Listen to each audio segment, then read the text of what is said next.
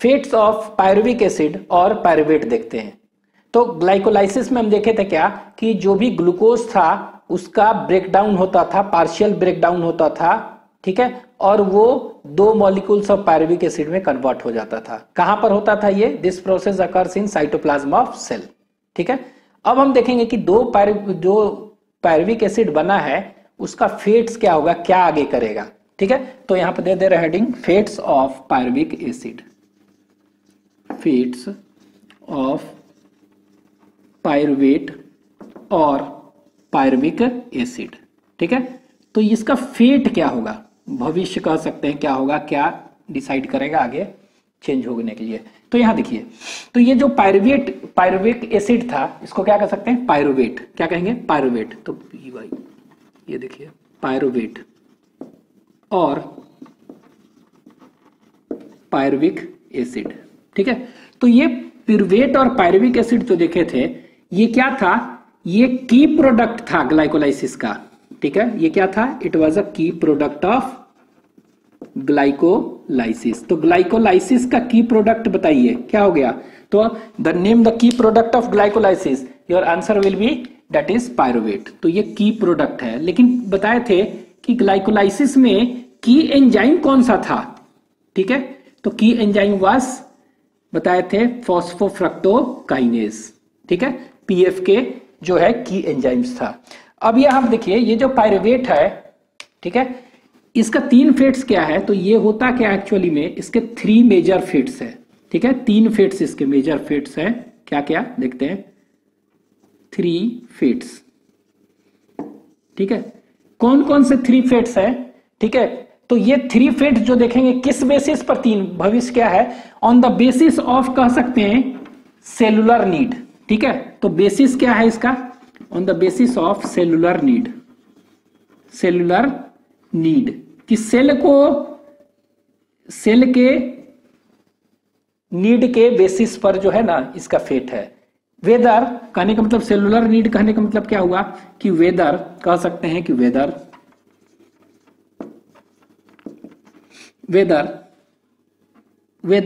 There is a presence of, ठीक है, presence और एब्सेंस ऑफ ऑक्सीजन, ठीक है।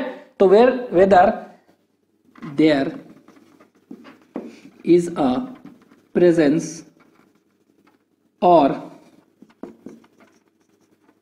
absence of oxygen in medium, ठीक है। तो हम कह सकते हैं कि किस बेसिस पर किया गया है कि on the basis of cellular need कह सकते हैं। सेलुलर नीड के मतलब सेल के नीड पर है, ठीक है, कि देयर इज अ प्रेजेंस और एब्सेंस ऑफ क्या? ऑक्सीजन इन मीडियम, ठीक है। तो जहां पर ये होना है वहां पर ऑक्सीजन है कि नहीं है उस बेसिस पर। अगर ऑक्सीजन है, ठीक है, तो एरोबिक रेस्पिरेशन करेगा। अगर ऑक्सीजन नहीं है तो क्या करेगा? ये अनएरोबिक कंडीशन होगा और वहां पर फर्मेंटेशन करेगा। तो 3 फेट्स कौन कौन सा हो गया? तो 3 फेट्स हो गया, यहां पर लिख दे रहे हैं। तो एक फेट को कहते हैं डेट इज नोन एज, कह सकते हैं अगर presence of absence of -NC of oxygen in medium, ठीक है। अगर एब्सेंस -NC मतलब एब्सेंस, ठीक है, whether there is absence of oxygen in medium, तब ये क्या करेगा? It will perform fermentation. ये क्या करेगा? फर्मेंटेशन करेगा। फर्मेंटेशन, तो फर्मेंटेशन जो करेगा, तो ये फर्मेंटेशन देखेंगे 2 तरह का फर्मेंटेशन कर सकता है। एक को कहते हैं अल्कोहलिक फर्मेंटेशन,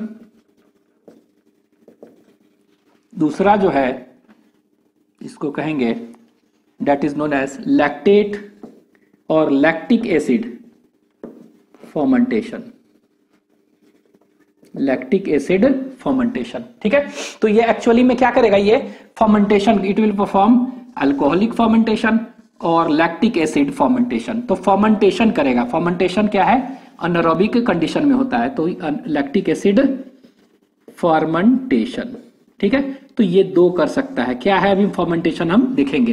तो अगर if there is absence of oxygen in medium, ठीक है, then it will perform what?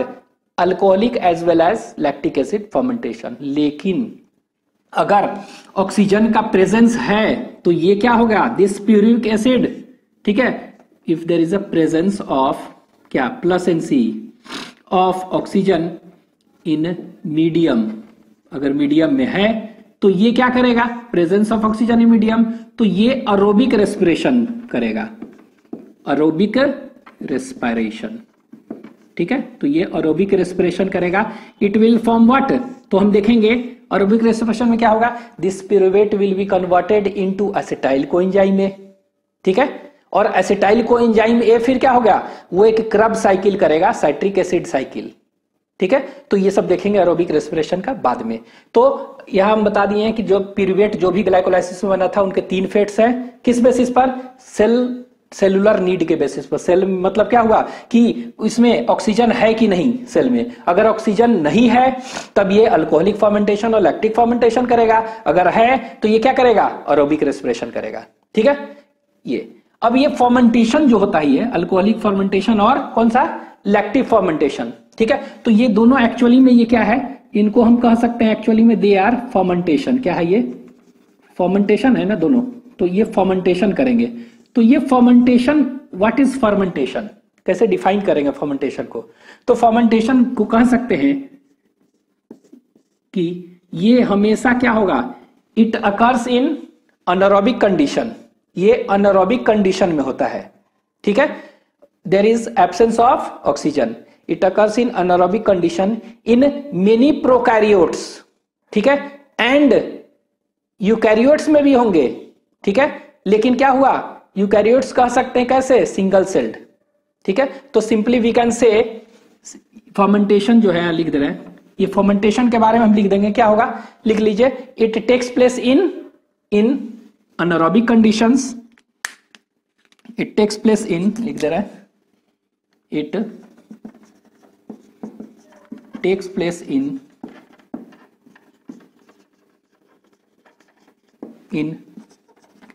Anaerobic conditions, ठीक है। और ये अनएरोबिक कंडीशंस किसमें होगा, इन कह सकते हैं कि मैक्सिमम नंबर ऑफ प्रोकैरियोट्स, एक तरह से कह सकते हैं मेनी प्रोकैरियोट्स, आपके एनसीईआरटी में दिया हुआ है, and in many prokaryotes, many prokaryotes and single celled, मतलब क्या हुआ, यूनिसेलुलर यूकैरियोट। तो आपके एनसीईआरटी में ये दिया हुआ लाइन, ठीक है, कि ये क्या होगा, याद रखना है कि ये कहां पर होगा, it takes place in anaerobic condition में होगा, तो ये अंडरस्टूड है, in absence of oxygen, in कहां पर, मेनी प्रोकैरियोट्स, ठीक है, कहां पर होगा, many prokaryotes and unicellular eukaryotes, unicellular eukaryotes. तो इसको हम यहां पर अंडरलाइन करते रहे, ठीक है। तो ये दिया है, तो यूकैरियोट्स जो है ना मल्टी सेलुलर में नहीं, यूनिसेलुलर, ठीक है।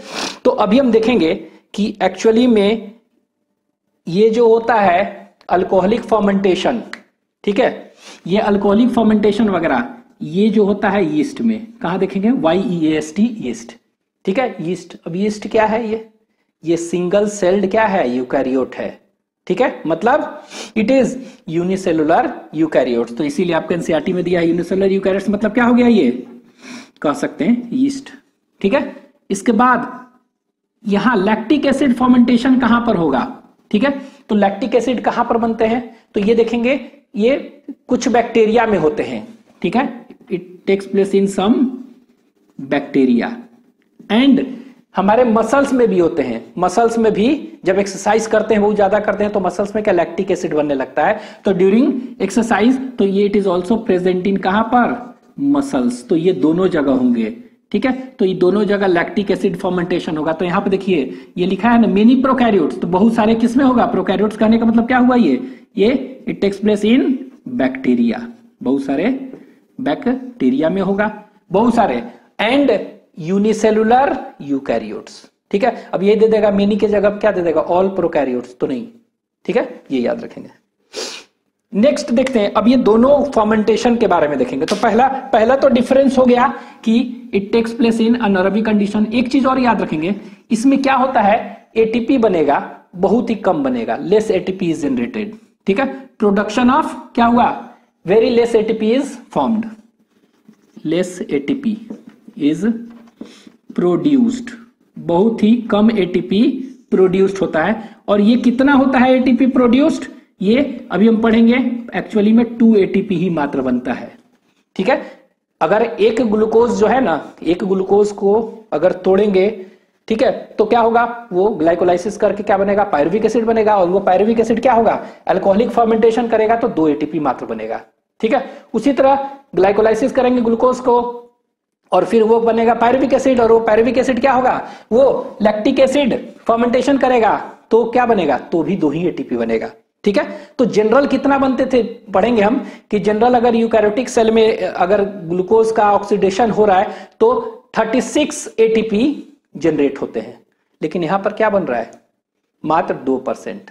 ठीक है, तो जितना स्टोर्ड है एटीपी, ठीक है, उतना तो बन नहीं पा रहा है, बन रहा है मात्र 2%, 2 एटीपी, 36 बनना था ना, लेकिन इतना नहीं बन पा रहा है। क्या बन रहा है, ये 2 ही एटीपी बन रहा है। ठीक है, नेट जो बन रहा है 38 बनते हैं, लेकिन 2 एडिशनल यूज हो जाते हैं, तो 36 यूकैरियोट में करते हैं और प्रोकैरियोट में 38 एटीपी। ठीक है, तो यहां पर हम क्या कर सकते हैं, यहां पर हम कह सकते हैं कि less ATP is produced, that is कितना, 2 एटीपी। तो एक तरह से यही कह सकते हैं इसी को क्या, कि लेस देन 7%, अगर जितना ग्लूकोज में स्टोर्ड है एटीपी उतना तो नहीं बन रहा है ना, तो कह सकते हैं less than 7% of ATP is formed. ठीक है, तो यहां पर कह सकते हैं क्या, कि जितना स्टोर्ड है ग्लूकोज में उसका कितना, मात्र 7% कर रहा है। तो यहां पर कह सकते हैं less ATP is produced, that is less than 7%, इसको लिख दे रहे हैं, of energy, less than 7% of energy stored in glucose.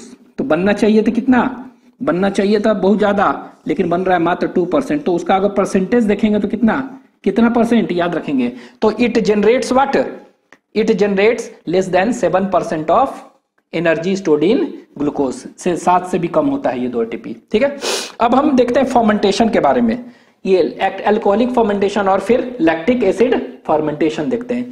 तो यहां पर देखिए, यहां पर लिख रहा है लैक्टिक एसिड, पहला देखते हैं अल्कोहल फर्मेंटेशन, अल्कोहल फर्मेंटेशन। ठीक है, तो अल्कोहल फर्मेंटेशन कहां पर होता है, हम तो देख चुके हैं अल्कोहल फर्मेंटेशन, ये इट अकर्स इन कहां पर, यीस्ट में बता चुके हैं, तो ये यीस्ट में होगा, it occurs in yeast, that is unicellular eukaryotes, उनमें होता है। ठीक है, अब यहां पर ये यीस्ट में होगा, कैसे होता है, क्या होता है, यहां देखिए, तो इसमें क्या होता है कि ग्लूकोज है, ठीक है, वो क्या बना दिया था, पायरुविक एसिड, यहां पर देखेंगे ये पायरुविक एसिड है, पायरुविक एसिड मतलब क्या हुआ, पायरुवेट। ठीक है, तो इसको सिंपल एक ही टर्म यूज करें, पायरुवेट, तो इट इज पायरुवेट, पायरुवेट है। ठीक है, अब ये पायरुवेट क्या होगा, ये चेंज होता है, ये ध्यान दीजिएगा, ये चेंज होता है एसिटल्डिहाइड में, क्या में चेंज होगा, एसिटल्डिहाइड में चेंज होता है। ठीक है, और ये एसिटल्डिहाइड फिर क्या होता है, ठीक है, ये चेंज हो जाता है, ये बना देगा क्या, इथाइल अल्कोहल। मेन क्या बनना है हमें, इथाइल अल्कोहल बनना है ना, एसिटल्डिहाइड बना दिया, and this acetaldehyde will form what, this acetaldehyde will form, कह सकते हैं इथाइल अल्कोहल, इसको कह दिए इथानॉल। ठीक है, ये क्या बना दिया, इथानॉल। तो इसमें क्या होता है, कह सकते हैं कि प्यूरुवेट जो है it is converted into first क्या, एसिटल्डिहाइड। ठीक है, क्या कहते हैं एसिटल, CH3CHO। ठीक है, यहां पर क्या हुआ, इथानॉल।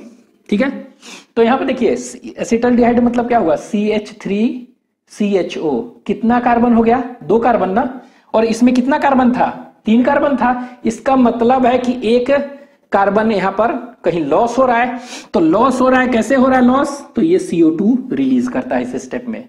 क्या होता है इस स्टेप में, CO2 रिलीज होता है, और जब भी CO2 ऐड हो रहा है कि रिमूव, ऐड हो रहा है, तो ऐड होता है तो कार्बोक्सिलेशन, और रिमूव हो रहा है तो क्या कहते हैं उसको, डीकार्बोक्सिलेशन प्रोसेस कहते हैं। तो यहां पर कौन सा एंजाइम होगा, डीकार्बोक्सिलेज एंजाइम होगा, because there is removal of CO2।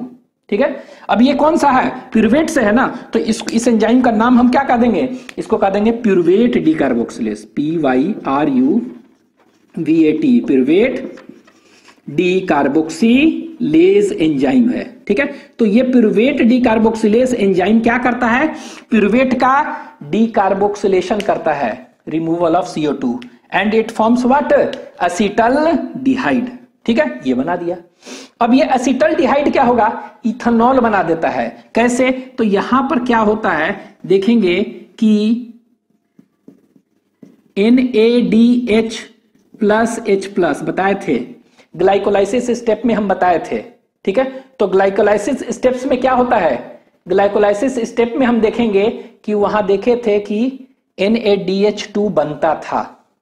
ठीक है, NADH2 बनता था, कहां से कहां बनता था, स्टेप्स बताए थे ना, कहां से कहां बनता था, तो बताए थे कि 1,3-bis PgAl और 1,3-bis PgA, ठीक है, वहां उन दोनों के बीच में बनता था। ठीक है, NADH2। तो अब वही जो बना है ना, वही वाला NADH2 क्या होगा, यहां पर हम देखेंगे दिस NADH2 यूटिलाइज्ड हो रहा है, यहां पर क्या हो रहा है, ये यूटिलाइज्ड होगा। तो यहां पर एक NADH2 यूटिलाइज हुआ और ये क्या हो जाएगा, NAD+ में चेंज हो जाता है। कहने का मतलब क्या हुआ कि यहां पर कह सकते हैं कि एल्डिहाइड ये क्या है, NADH2 क्या है, ये रिड्यूसिंग एजेंट है, तो ये रिड्यूस हो जाएगा। तो कह सकते हैं NADH जो है ना, रिड्यूस होकर ये बना दिया, तो कह सकते हैं। और ये एंजाइम कौन सा होगा यहाँ पर, तो एंजाइम कौन सा होगा, इथेनॉल बन रहा है ना, इथेनॉल। और जब भी NADH2 FADH2 बनेगा लगेगा कुछ भी, डिहाइड्रोजनेस एंजाइम होता है, तो ये इथेनॉल बन रहा है ना, तो इसको कहते हैं इथाइल अल्कोहल है ना, तो अल्कोहल डिहाइड्रोजनेस। इथेनॉल क्या है, अल्कोहल है ना, तो एक तरह से कह सकते हैं अल्कोहल डिहाइड्रोजनेस एंजाइम का नाम है, अल्कोहल डिहाइड्रोजिनेस। ठीक है, तो अल्कोहलिक फर्मेंटेशन में हम क्या देख रहे हैं कि there is a requirement of how many enzymes, there is a utilization of 2 enzymes, first is pyruvate decarboxylase and second is alcohol dehydrogenase. तो प्यूरवेट तो कह सकते हैं in alcohol fermentation pyruvate is converted, is decarboxylated to form acetaldehyde which is further reduced to form ethanol। ठीक है, तो कह सकते हैं प्यूरवेट is decarboxylated in presence of pyruvate decarboxylase to form acetaldehyde and acetaldehyde is reduced to form ethanol in presence of alcohol dehydrogenase। ठीक है, ये ऐसे हो रहा है। ठीक है, तो यहां पर अगर ये तो स्टेप हुआ, अब हम देखेंगे अगर ग्लूकोज मान लेते हैं, क्या है, ग्लूकोज था ना, तो यहां पे देखिए ये ग्लूकोज था C6H12O6, यही था ना ग्लूकोज। पूरे ग्लूकोज से अगर टूटेगा, ठीक है, तो ये क्या बनाता है, ये ग्लूकोज से अभी तो देखें ये क्या बनाएगा, C2H5OH इथाइल अल्कोहल बनाएगा। ठीक है, और क्या बनाएगा, और देखते हैं कि there is a evolution of क्या है, CO2 भी तो हो रहा है, ये CO2 निकल रहा है। ठीक है, इवोल्यूशन ऑफ CO2, और क्या होगा यहाँ पर ATP बनेगा, क्या बनेगा, ATP। अभी तो बताएं ATP कितना बनेगा, 2 ATP। ठीक है, कितना बनेगा, 2 ATP। कैसे 2 ATP देख लेते हैं, तो ये ATP कितना बनेगा, ये याद रखेंगे, 2 ATP बहुत ही कम। ठीक है, बनना कितना चाहिए था, 7% का बनना चाहिए था, बहुत ज्यादा। ठीक है, जो कि ग्लूकोज में स्टोर्ड है कितना, 36 38 जो भी है वो। ठीक है, तो उतना होना चाहिए था, लेकिन बन रहा मात्र 10% of what is energy stored in glucose.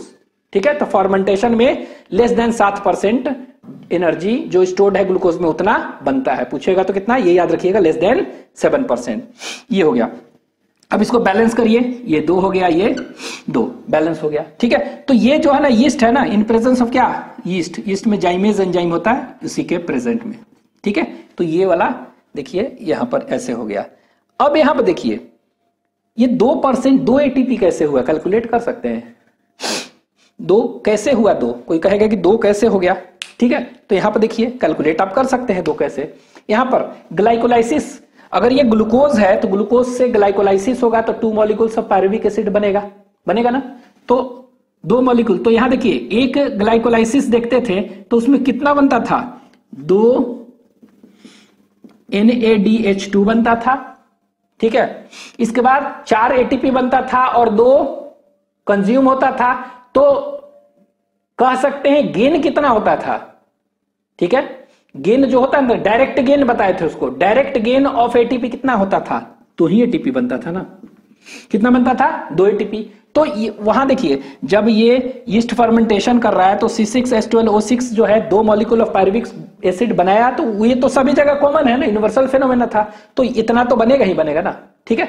अब क्या हुआ, यीस्ट फर्मेंटेशन में पायरुवेट क्या में चेंज हो रहा है, इथेनॉल में ना, एक पायरुवेट है एक इथेनॉल में चेंज हो रहा है, तो कितना लग रहा है, एक NaDH2 लग रहा है, लेकिन 2 पायरुविक एसिड है ना, तो 2 पायरुविक एसिड बनाएगा कितना वो, तो यहां पर क्या हो जाएगा 2NaDH2, ये देखिए कंज्यूम हो रहा है, ये खर्च हो रहा है ना, ये क्या हो रहा है, ये खर्च हो रहा है, तो खर्च हो रहा है तो इसका मतलब है कि जितना इतना तो प्रोड्यूस किया था वो, ठीक है, इतना प्रोड्यूस किया था ग्लाइकोलाइसिस में, और ये वाला जो प्रोड्यूस किया था 2 खर्च हो गया, NaDH2 यूटिलाइज हो गया ना, ठीक है, तो खर्च हो गया तो क्या बच गया, ये वाला तो खर्च हो गया, तो बचा क्या, बचा 2 ATP, ठीक है, क्या बचा 2 ATP, तो इसीलिए तो 2 ATP कहते हैं, बहुत ही कम, ठीक है, तो ये 2 ATP हुआ, तो ये आप याद रखिएगा 2 ATP कैसे हो रहा है। नेक्स्ट ये हो गया। अच्छा अब एक चीज अब याद रखेंगे, ये देखिए ये क्या बन रहा है, ये तो इसमें इथाइल अल्कोहल तो बन रहा है, तो ये कह सकते हैं कि इथाइल अल्कोहल फर्मेंटेशन में ये जो हो रहा है, यीस्ट में जो हो रहा है, इसमें अल्कोहल बन रहा है, ठीक है, मीडियम में। अब वो मीडियम में क्या है, अल्कोहल कितना हुआ, 7%, 8%, 9%, 10%, 11%, 12, 13, मतलब जैसे ही, ठीक है, कह सकते हैं कि when the concentration of alcohol, ethyl alcohol का कॉन्सेंट्रेशन बढ़ते जाएगा ना, फर्मेंटेशन होगा तो अगर फर्मेंटेशन जो होगा देख रहे हैं, ठीक है, होगा तो इथाइल अल्कोहल बनते जाएंगे, बढ़ते जाएंगे। When the concentration of ethyl alcohol और इथेनॉल रीचेस 13%, ठीक है, तो यहां पर क्या होगा, यहां पर लिख दे रहे हैं कि व्हेन द, यहां पर लिख रहे हैं when concentration of ethanol reaches 13%, ये इंपॉर्टेंट है, रीचेस 13% हो गया ना, ठीक है, इन कहां पर, इन मीडियम, वहां जो बन रहा है इन मीडियम, तब क्या होता है, तब देन इट कॉजेस, याद रखिएगा जो भी यीस्ट है ना मरने लगते हैं, मतलब डेथ होने लगता है, it causes the death of किसका, it causes the death of yeast, ठीक है, तो ये यीस्ट का क्या कर देता है, डेथ, तो कह सकते हैं डेथ ऑफ यीस्ट कितना % पर होगा, 13%, ठीक है, तो ये आपको याद रखेंगे 13% अगर हो जाएगा मीडियम में बढ़ते बढ़ते, तो ये क्या करेगा, it causes the death of yeast, ठीक है, तो इसीलिए हम कह सकते हैं, इसीलिए hence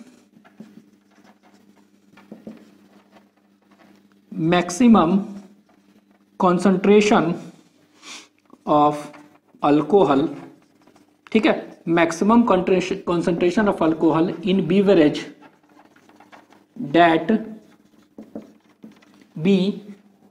that are naturally fermented, that are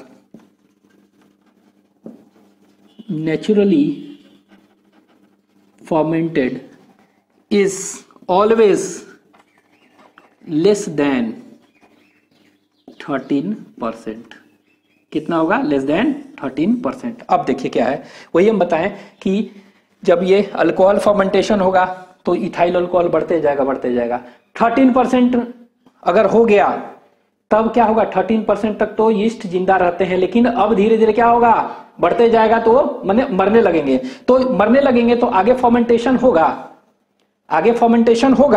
नहीं होगा, ठीक है, तो आगे फर्मेंटेशन नहीं होगा तो क्या होगा, तो नेचुरल फर्मेंटेशन करके हम मैक्सिमम कितना इथेनॉल प्रोड्यूस कर सकते हैं, बिवरेजेस में इथेनॉल का कंटेंट कितना होगा अल्कोहल का, 13% मैक्सिमम, हालांकि इतना नहीं होता है लेकिन मैक्सिमम हम बात कर रहे हैं 13% तक। तो नेचुरल बिवरेजेस जो कहते हैं लिकर, उसमें concentration of alcohol is low and that is कितना, 13% तक कर सकते हैं। लेकिन ऐसा है क्या, अगर कोई हमको बिवरेज बनाना है कि अल्कोहल कंटेंट ज्यादा है तो क्या करेंगे, यानी नेचुरल में तो नहीं हो सकता है, नेचुरल में 13% तक, लेकिन ज्यादा बनाना है तो क्या करेंगे, ठीक है, तो उसके लिए हम क्या करेंगे, तो उसके लिए डिस्टिलेशन प्रोसेस करते हैं। ठीक है, तो जो जनरली अल्कोहल वगैरह पीते हैं ना, शराब वगैरह, ठीक है, ये कहते हैं। तो जैसे नेचुरल फर्मेंटेड ये कर सकते हैं अल्कोहल जो है, बिवरेजेस है, उसमें हम क्या होता है, वाइन है, बियर है। ठीक है, वाइन क्या है, ग्रेप से मिलता है, बियर माल्टेड बार्ले से मिलता है, तो वो क्या है, नेचुरली फर्मेंटेड कर सकते हैं, वो बिवरेजेस है। ठीक है, तो उसमें 13% से ज्यादा नहीं हो सकता, वो कम ही होता है। ठीक है, और डिस्टिलेशन से अगर हमको ज्यादा, सपोज करिए अल्कोहल कंटेंट बढ़ाना है, तो क्या तरीका करेंगे, नेचुरली तो इतना है, अल्कोहल कंटेंट बढ़ाना है तो उसका फर्दर क्या करेंगे, डिस्टिलेशन करेंगे। तो कह सकते हैं कि अल्कोहलिक बिवरेजेस अगर हैं, ठीक है, उसका अल्कोहल ये बढ़ाना है तो क्या करेंगे, फर्मेंटेशन। तो एक लाइन यहां पर आप लिख लीजिए, alcoholic beverages of alcohol content, alcoholic beverages of alcoholic content greater then कितना, 13% कैन बी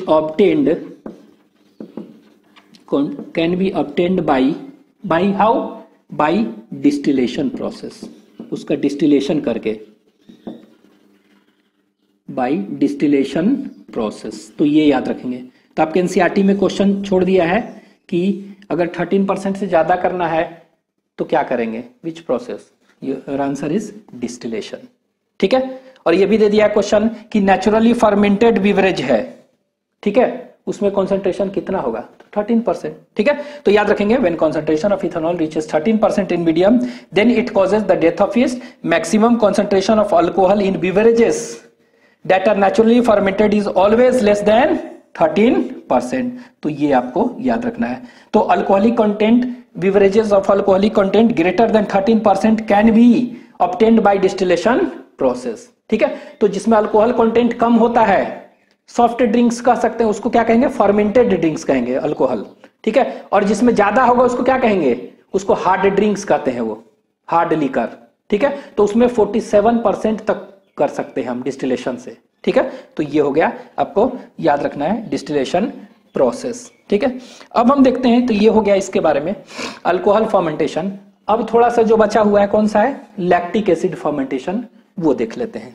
तो यहां पर लिख दे रहे हैं lactic acid, lactic acid fermentation,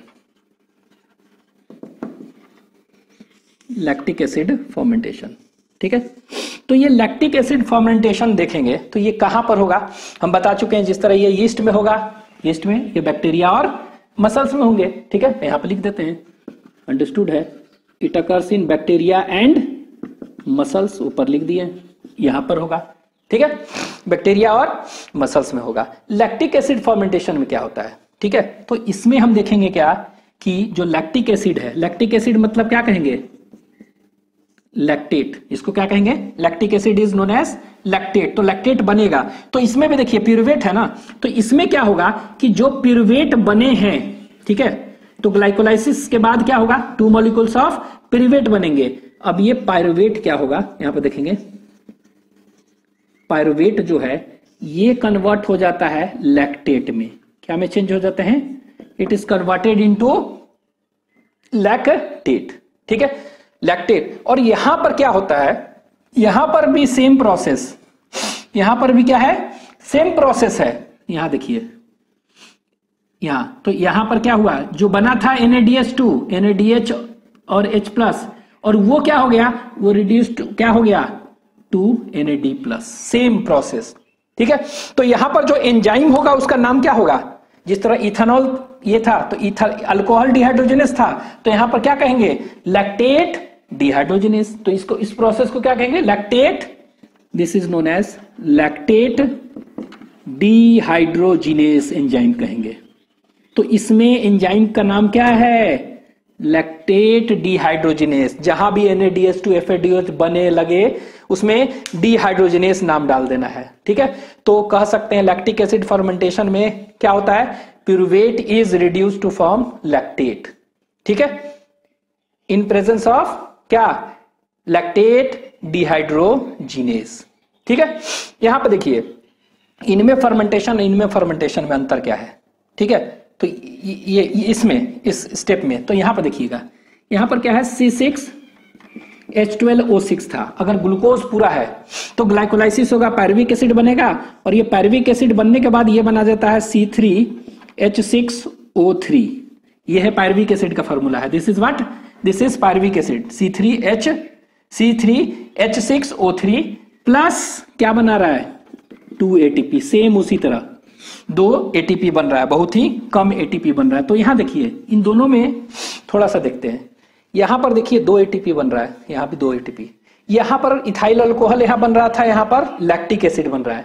यहां पर देखिए CO2 यहां पर निकल रहा है, रिलीज हो रहा है, यहां पर CO2 नहीं है। मतलब जनरल हम रेस्पिरेशन देखते हैं, अगर ग्लूकोज का ऑक्सीडेशन होता है तो क्या C6H12O6 ऑक्सीडेशन होने के बाद CO2 एंड वाटर निकलता है ना, CO2 and water aerobic respiration में। लेकिन यहां पर देखिए, यहां पर CO2 निकल रहा है, वाटर नहीं निकल रहा है। यहां पर ना CO2 निकल रहा है ना वाटर निकल रहा है, ठीक है। तो पूछेंगे कौन सा ऐसा फर्मेंटेशन है जिसमें कि कार्बन डाइऑक्साइड नहीं निकलता है, तो यहां पर नहीं निकल रहा है, यहां पर कार्बन डाइऑक्साइड निकलता है और वाटर का प्रोडक्शन किसी में नहीं हो रहा है, ठीक है। अब देखिए ये 2 प्रोसेस हो गया फर्मेंटेशन का। एक को हम कह दिए क्या, अल्कोहलिक फर्मेंटेशन कह दिए ये वाला, ठीक है। और दूसरा कौन सा कह दिए, ये कह दिए हम क्या, लैक्टिक एसिड फर्मेंटेशन कह दिए, ठीक है। दोनों फर्मेंटेशन हो गया। तो फर्मेंटेशन से क्या हुआ, प्यूरविक एसिड का फेट देखें कि pyruvic acid can be converted into ethyl alcohol, they can be converted into lactate, ठीक है। तो इन दोनों में कन्वर्ट हो सकता है ये। अच्छा, ये जो फर्मेंटेशन हुआ इससे फायदा क्या है, इस फर्मेंटेशन से फायदा क्या है, इससे कोई फायदा, ठीक है, फायदा बताइए क्या है और घाटा क्या है। अच्छा, ये कैसा, ये क्या कह सकते हैं, दिस बोथ फर्मेंटेशन जो है, बोथ फर्मेंटेशन आपके एनसीईआरटी में भी दिया हुआ है, ये फायदेमंद है कि हैजार्डस है, हार्मफुल है। तो both this process of fermentation लिख दे रहे हैं यहां पर, बोथ द प्रोसेस ऑफ क्या, both the process of fermentation is harmful.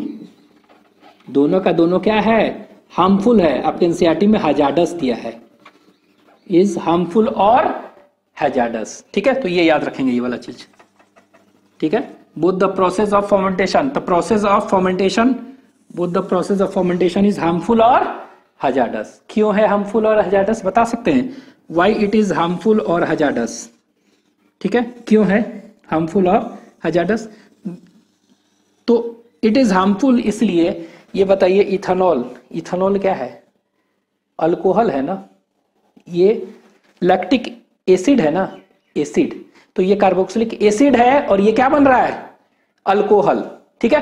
तो एसिड और अल्कोहल बन रहा है, तो दे आर क्या है, हार्मफुल है ना, दोनों एसिड और अल्कोहल दोनों हार्मफुल है। तो इसीलिए तो कह सकते हैं both the process of fermentation, that is lactic acid as well as yeast fermentation is harmful or hazardous because it forms what, तो यहां पे लिख देंगे because it forms either acid or alcohol, ठीक है। तो ये क्या बना रहा है, ये आइदर एसिड बना रहा है चाहे अल्कोहल बना रहा है, इसीलिए ये क्या है, हैजार्डस है, जो कि दोनों हैजार्डस, एसिड खराब होता है अल्कोहल भी, इसलिए तो ये एसिड और अल्कोहल बना रहा है, तो इसका यूज क्या हुआ, ठीक है। तो यहां पर देखिए, अगर ग्लाइकोलाइसिस प्रोसेस होते रहे, और ग्लाइकोलाइसिस प्रोसेस में हम बताए थे NAD खर्च हुआ था ना, NAD प्लस खर्च होके क्या बना था, NADH2 बना था, तो NAD खर्च हो रहा है, ठीक है। तो जितना वो यूटिलाइज हुआ है वो फिर से वापस आना चाहिए ना, फिर से वो रिजेनरेट होना चाहिए ना। तो रिजेनरेट कैसे होगा, वो देख रहे हैं, यही प्रोसेस से रिजेनरेट हो रहा है ना, ठीक है। तो ये क्या हो रहा है, जो खर्च हुआ था ग्लाइकोलाइसिस में NADH2 बन गया था, फिर से रिजेनरेशन। तो इसका बस एक फायदा क्या है, ये क्यों ऑपरेट करता है, दिस फर्मेंटेशन प्रोसेस क्या करता है, it helps in regeneration of NAD+। तो देखिए यहां भी रिजेनरेशन हो रहा है, यहां पर भी रिजेनरेशन, फिर से आ जा रहा है, तो फिर से ग्लाइकोलाइसिस में यूज होगा, ठीक है। तो कह सकते हैं कि these processes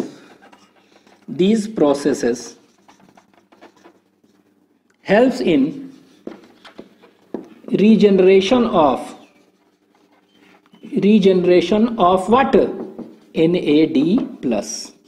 ये फायदेमंद एक तरह से कह सकते हो। Why it operates in order to regenerate NAD plus।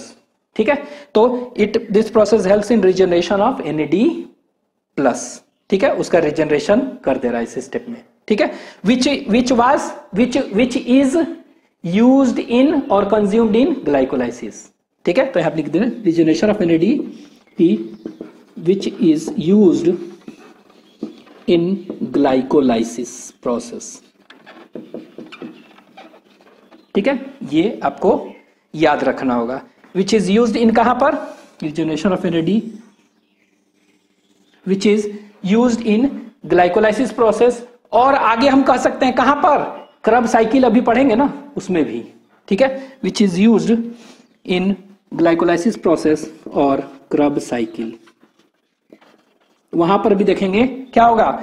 NAD plus से NADPH2 बन रहा है, तो ये कंज्यूम होते जाएगा, तो रिजनरेशन का कोई नहीं ना है, तो यही मीन्स से क्या होगा? रिजनरेशन। तो आप कह सकते हैं कि both the type of fermentation operates in order to क्या? In order to regenerate what? Regenerate NAD plus. ठीक है, तो ये दोनों का दोनों रिजनरेट करने के लिए ऑपरेट कर रहा है। हालांकि ये हजार्डस प्रॉब्लम है, हजार्डस है। क्यों हार्मफुल है? बिकॉज इसमें आइदर एसिड और अल्कोहल बन रहा है। ठीक है, ये याद रखना है आपको, इसको लिख लीजिए।